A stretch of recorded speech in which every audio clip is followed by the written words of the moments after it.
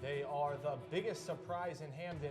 They had a pair of home games this weekend to improve on its 5-0 MAC start. Could the women's volleyball team inch closer to a perfect start halfway through their conference slate?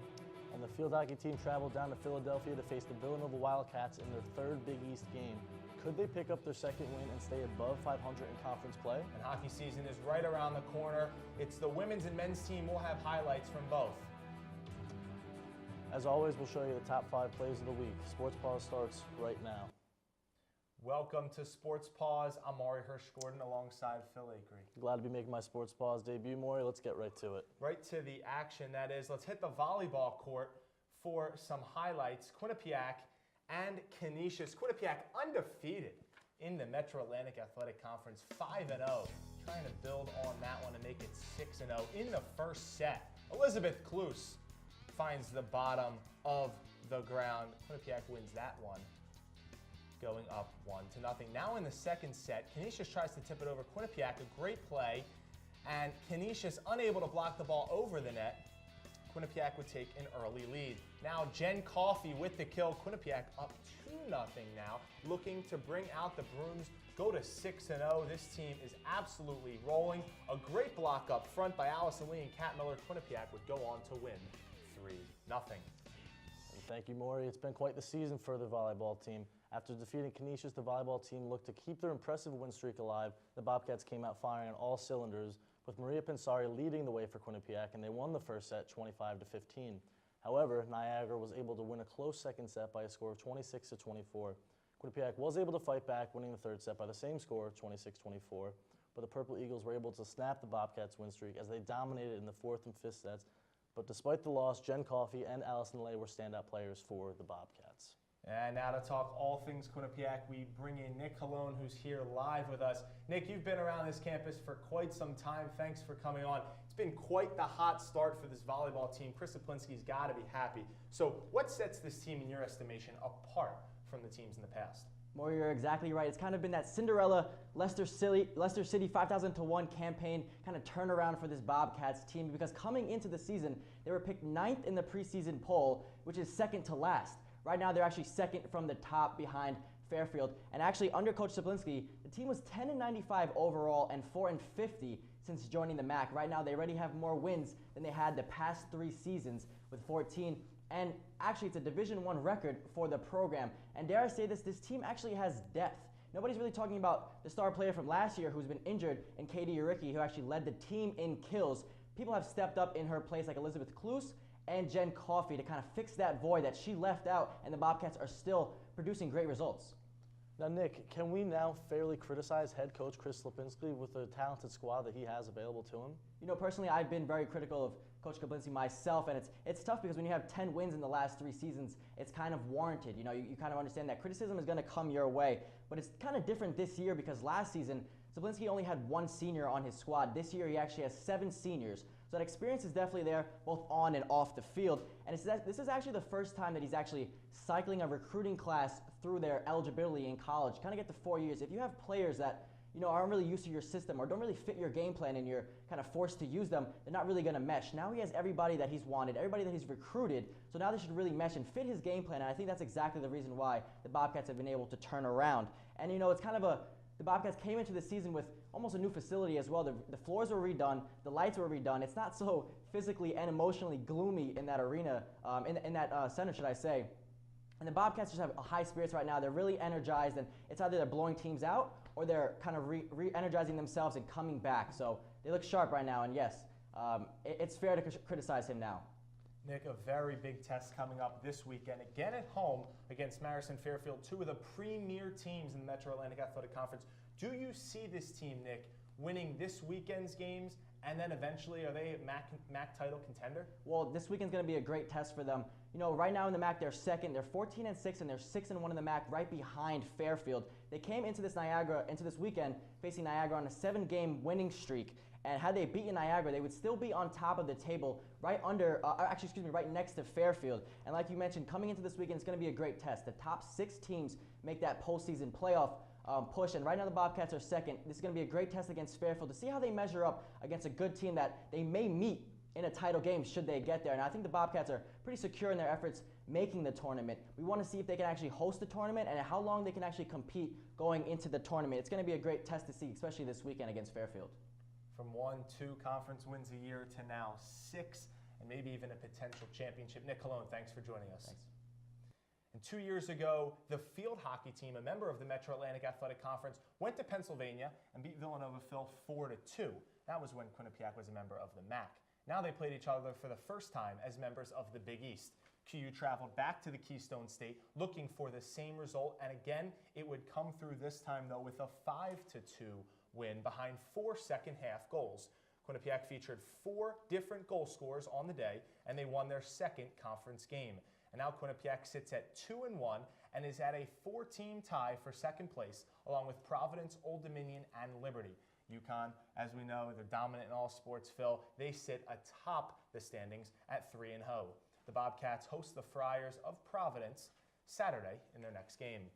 Thank you, Morey, for that. Speaking of the volleyball, not the volleyball team, the field hockey team, we take you to the Hofstra highlights when they took on Hofstra.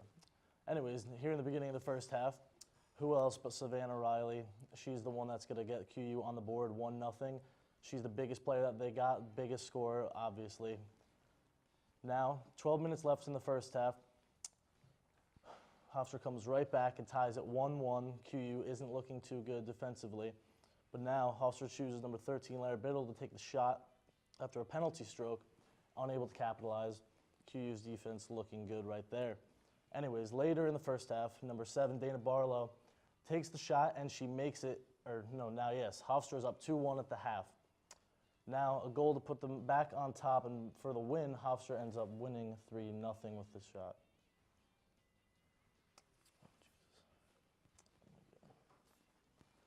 The shot goes in, and Hofstra takes the 3-2 lead and ultimately the victory over Quinnipiac.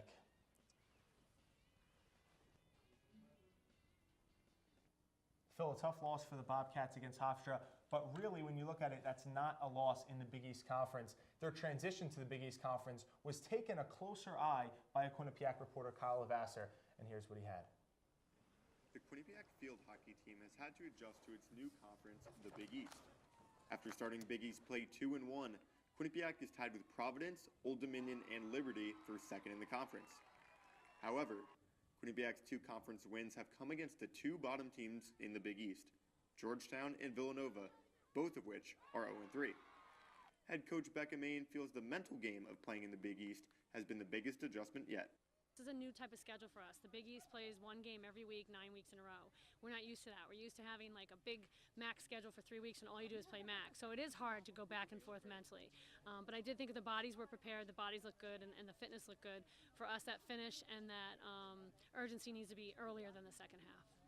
4. The number of Big East teams that make the playoffs and the number of Big East games left in Quinnipiac's schedule. With Providence and Old Dominion also tied for second in the conference, its next 2 games will be key to its playoff chances. Maine says the team's preparation is vital. We say there's nothing better than game day except a Big East game day. So I think that's hard. I think today, we always play the Big East game the first game of the weekend, and then you play another opponent the second game. So it's something that we have to get used to. That's something we're going to be doing for the years to come, and I do think that has to change, and that preparation has to change. And whether that means what we do in between the 2 games, what type of rest and relaxation, what type of food, I think that is something we have to find, and we have to find it by next weekend. I mean, next weekend's a huge weekend for us. Despite dropping to 2-9 overall in the season due to a 3-2 loss against Hofstra, Quinnipiac remains 2-1 in the Big East. Their next conference match comes next Saturday against Providence College here at Johnson Field. For Q30 Sports, this is Kyle Levasseur signing off. You love that smile from the kid, Kyle Levasseur. Kyle, great job on that. Now let's transition over to the women's rugby team. Phil, a team that has beaten opponents by an average of over 35 points per game. They're outscoring their opponents overall this year 143 to just 27. Our own Emma Carmen is live upstairs in the piazza with head coach Becky Carlson. Emma? Thank you guys so much for having me. My name is Emma Carmen, and tonight I have the pleasure of speaking with Becky Carlson, who is the head coach of the women's rugby team. Becky, dating back to last season, your team has won 10 matches in a row, and you guys are 4-0 so far this season. How do you think the stretch of dominance has impacted your team's preseason heading into matches coming up? Wow, it's It's a big one, isn't it? It's a good first question for your first interview, right? Yeah. I'm stoked to be with you tonight. So, Thank I think we don't prepare for any season any different than we typically do. I think preseason just boils down to going after another national championship and not necessarily focusing on the one before. We don't ever really talk about the streak. I think that's something that's come out more in the media, and I don't think they're feeling any extra pressure from that. But it's always good to have that on your side. Agreed. The freshman impact has made a noticeable difference this season. How do you believe that it's going to influence the team later on this year? Our group of freshmen that we've recruited are more of our steady group. Yeah. You're not going to find anybody, and you have class with one of them, Yes. right? So you're not really going to find anybody who's going to be overly extroverted, but they are hard workers and they're very detail oriented. So we're really stoked to see, especially freshmen like Mika Maples, what they can bring. She's just really busted out of the gate and put some points on the board for us. What do you think that Mika is going to have for the next coming years? I feel, Mika was never a rugby player in high school. That's what's interesting about it. She was a basketball player, and her team went to the championship 4 years in a row to states. And she's been phenomenally successful as a triple sport athlete. And I knew when I was recruiting her that she was going to be able to bring something to Quinnipiac. And I think just her overall athleticism, her willingness to learn a new sport. I mean, she's just made an impact. It's a huge impact for us in the first year. That's unbelievable. Yeah. Who do you think that the biggest opponent this season is going to be? Definitely Central Washington. We've played Central Washington twice. We have not been successful against them, yes. But we have them in the next 2 weeks, and they're actually the rankings just came out, and their show against Army put them ranked above us. So now we're third. So it's going to be a good showdown. Yeah. How are you going to prepare for that team specifically? They're heavy in the offload. They're they're good at their ball movement in the middle of the field, and certainly we have fast backs. Mm-hmm. So I think that it's going to be a big test for our forwards to really kind of defend that offload and really be a force in the middle of the field. Yeah. What do you think that Maggie Miles and Alona Marr are going to have towards that game specifically? The same things that they always have. They bring a lot of intensity. They bring a lot of energy. I think, for one thing, both of them are hard hitters, and both of them are pretty precise with the ball, and they know their routes, and our lines that we're running have been better than they've ever been since I've been at Quinnipiac.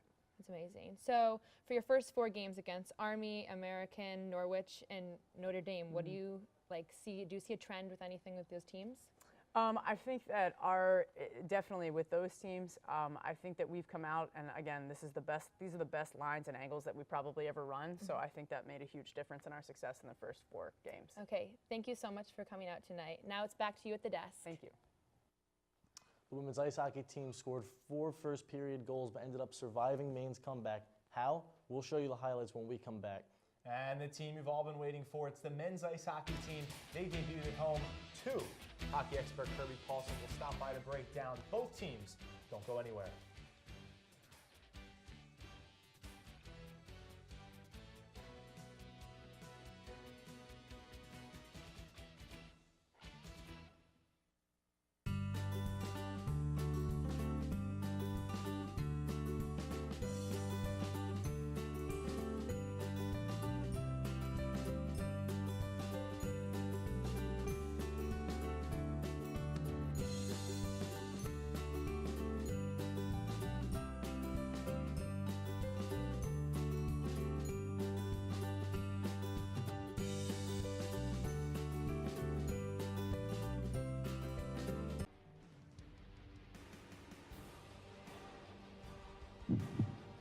Good evening and welcome to Sports Paws. In the end, we're here to win a championship this year. Jess Fontana has that. She's going to take a ripper off the post, but she's going to come back. And my number 1, hold your applause, Bobcats fans, is Quinnipiac. All right, Victoria, you know what time it is. It's top 5 plays of the week. My favorite time. Next big purchase. I could really go for a Ray and Mike's sub right now. Come to Ray and Mike's and try our Philly chicken and cheese for just over $4. Giant cheesesteak subs and mouth-watering boar's head sandwiches for as low as $4.75. Q-Cash accepted just a mile down the road on Whitney, here at Ray and Mike's. Welcome back to Sports Paws. Let's not waste any time, Morey. Women's ice hockey hosted Maine for a 2-game series. Let's see the highlights. You see first game right here in Hamden for the Quinnipiac women's ice hockey team. Things got started off when the leading scorer from last year's team, Titi Cianferrano, scored her second goal of the game. With the assist by Kenzie Prater on this one. She's a freshman. She's going to be big this year.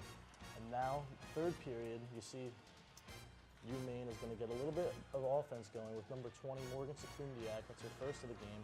Not going to be her last. They start chipping away. Comeback starts. It's 5-3 now, QU. Now later in the third period with 11 minutes, Quinnipiac again scores, making it 5-4 Quinnipiac, and the lead is now only just 1. Will Quinnipiac be able to hold it? Now third period, less than a minute regulation, shot gets off, but it's saved by Sydney Rossman, the reigning ECAC goaltender of the year. Quinnipiac ends up winning 5-4. And Cass Turner and Melissa Samoskevich will post-game for the interviews.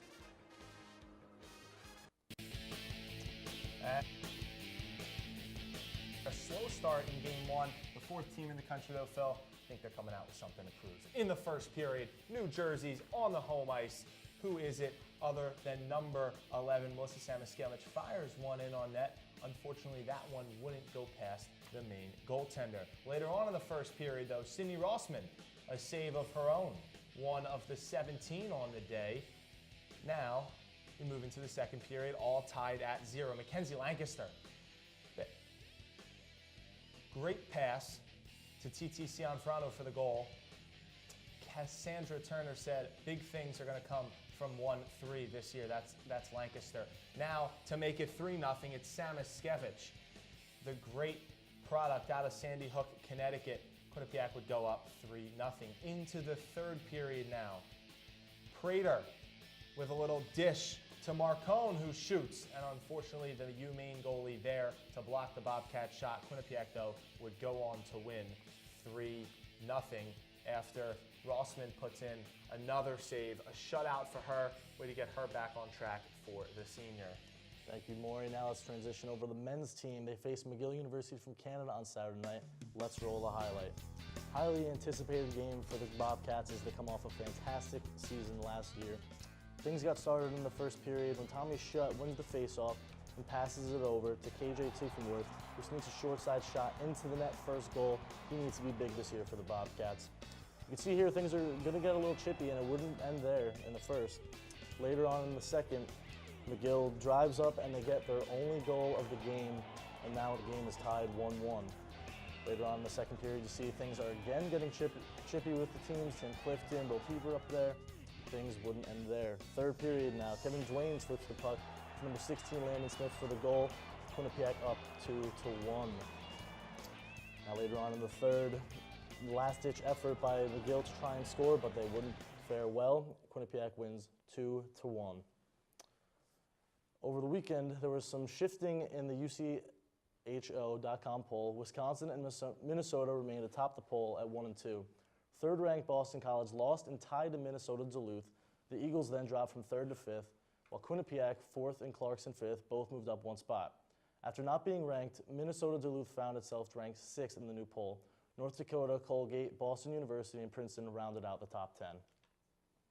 And a young star now joins us. Kirby Paulson is live to talk some hockey. Kirby, thanks for hopping on. Kirby, thanks for hopping on.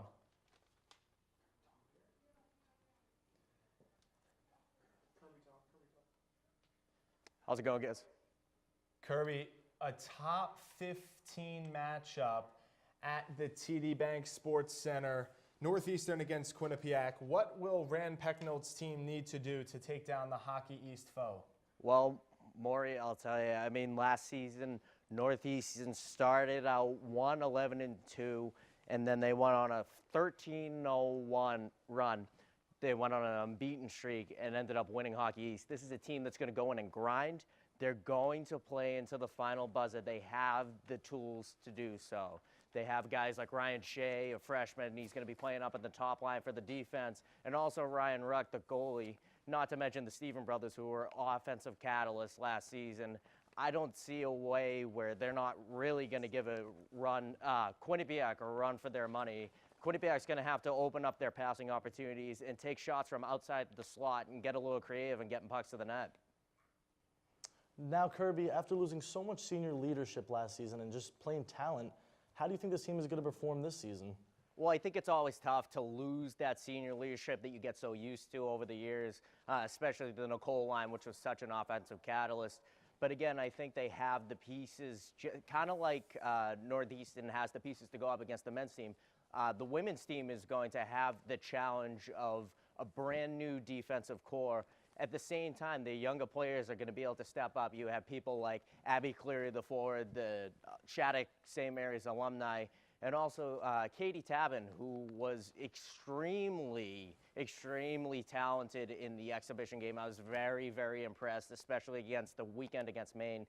She has a great stick and very fluid skater who's going to make a difference. So this young core, but don't forget, they also have Sydney Rossman, who's been very consistent in goal, especially last season, putting up an incredible historic season. And then obviously Melissa Samuskevich and TT Cianfrano as well. Kirby, thanks for joining us. And now to the pitch, some big-time games for Dave Clark's women's soccer squad, and the men look to pick up their first conference win. And we'll check in on the cross-country team and how they fared in Pennsylvania, and we'll finish up by showing you the top 5 plays of the week. Don't go anywhere. Sports Paws will be right back.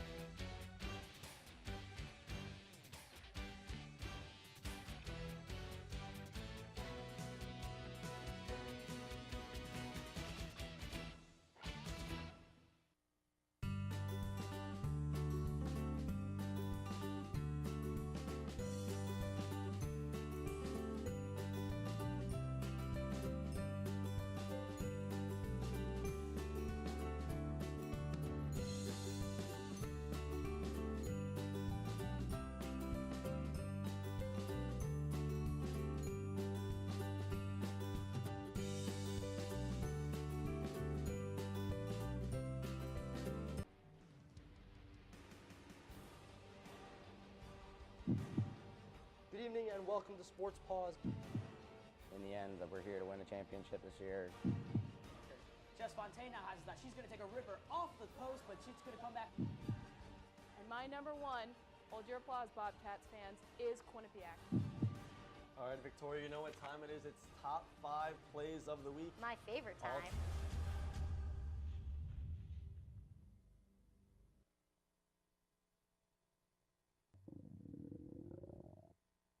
I could really go for a Ray and Mike's sub right now. Come to Ray and Mike's and try our Philly chicken and cheese for just over $4. Giant cheesesteak subs and mouth-watering boar's head sandwiches for as low as $4.75. Q-Cash accepted just a mile down the road on Whitney, here at Ray and Mike's. And now, at home, in hand in the Quinnipiac women's soccer team, Phil, 0-2 in the Metro Atlantic Athletic Conference, but they had 2 big matches here at home. The first one was against Fairfield. Who else but an interstate rival? Both teams 0-2, needing a win to get back to the middle of the conference. Right here, Olivia Majewski, great punch by the freshman goalkeeper, would keep it 0-0 early on. Then, in the first half, Quinnipiac making chances of their own inside the box. Jess Fontaine draws a penalty shot. Her classman, Kelly Caruso, would find the back of the net. Quinnipiac would go up 1-0. Good start for the Bobcats. Now a little later, Jess Fontaine would play the ball to Jess Gargan. Allie Grunstein, one-time goal. Quinnipiac up 2-0, a great start. But Phil, we all know what the scariest score in soccer is. It's 2-0. Why? Because if one side scores a goal, it's 2-1. If the other side scores a goal, the game is over. Fairfield had other plans though. Mel Heinger would put the ball past the Quinnipiac goalkeeper. Fairfield inching a little closer. It's now 2-1 Bobcats. With 5 minutes left in the game, Fairfield to force overtime. Who else in the middle of the box? Mel Heinger, her header, just goes wide. And Quinnipiac would go on to defeat Fairfield, earning its first MAC win, 2-1.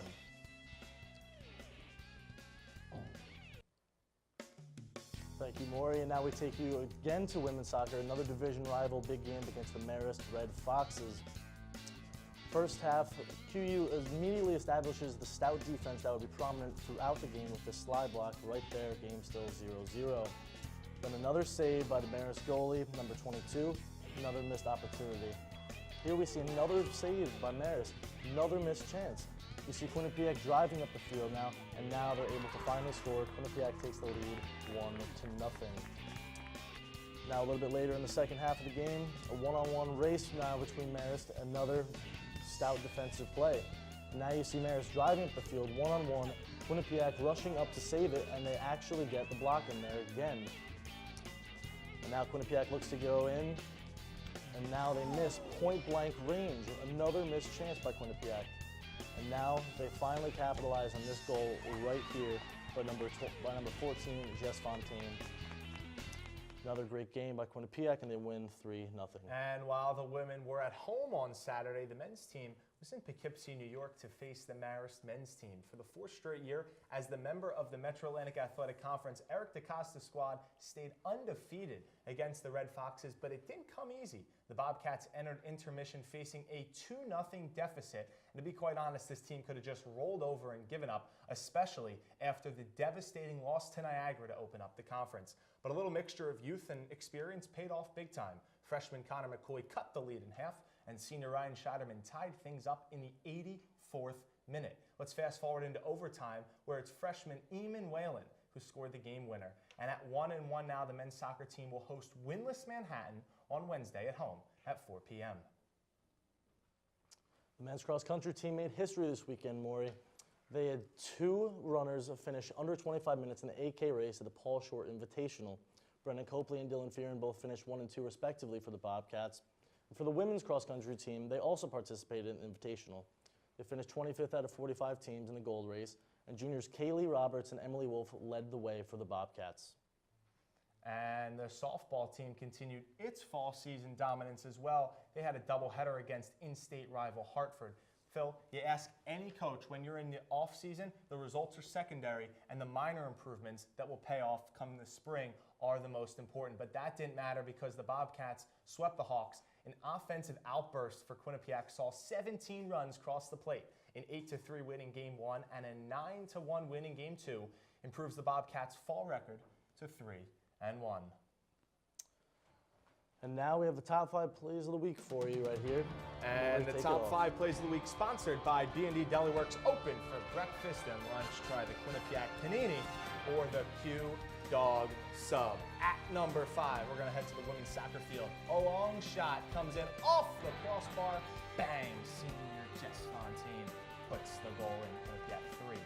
And at number 4 for you, we have another women's soccer highlight. Coming up now, we see where QU won this game 2-1. Right here in the first half, you see that there was a Fairfield long shot by Anna Berea, and it's punched out by QU goalie Olivia Mazruski. At number 3, Kevin Duane, the transfer from BU. A nice pass to Landon Smith puts it up 2-1, Bobcats. Number 2, women's soccer right here, as the final was 2-1, a little celebration. The highlight though, QU cross from Jess Gargan, chipped over goalie by QU's Allie Grunstein. And the top play of the week comes from women's hockey. What a snipe. Upper 90, Melissa Sanaskevich. Absolutely big things for the sophomore this season. Well, that's all the time we have here tonight. Thanks for joining us for another episode of Sports Paws. Until next Monday when we see you again, there's 7 home Quinnipiac games this week. And all of the coverage that you can see will be on Quinnipiac, Q30television.com, as well as on social media at Q30 Sports. For our entire crew, talented analysts, and my partner, Phil Ackre, I'm Morey Hershgordon. We'll see you next time.